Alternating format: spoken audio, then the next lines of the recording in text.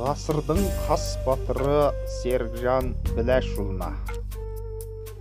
Өкпелеме, бауырым өкпелеме, осы боп тұр біздегі жеткен өре, үлкен балық басынан шірігенде, шабақтардың қолынан боқ келеме. Өкпелеме, бауырым қазағыңа, айналдың деп әлемнің мазағына, халықпыз ғой ежелден қаны салқын, ерлерінің жаралған азабына.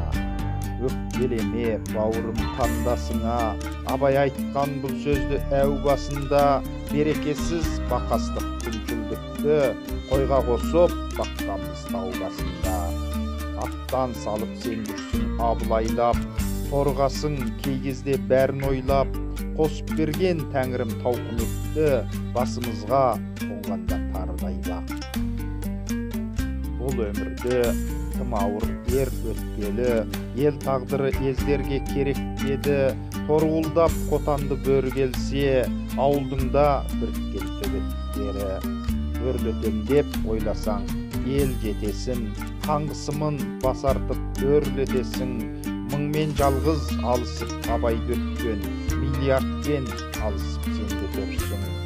Түсінбеді дейсің ау ортан нағып, ар-намыстың құлысың арқаңда жүк, көрсетпеген қарасың қалың қазақ, ертең сені жоқтаймыз том-том жазып. Тектіліктен алған соң өр рухыңды, жаратпайсың жалғантық көлгір суды, сен аман бол ғасырдың қас батыры, күйіп тұрып сүйетін ел жұртыңды.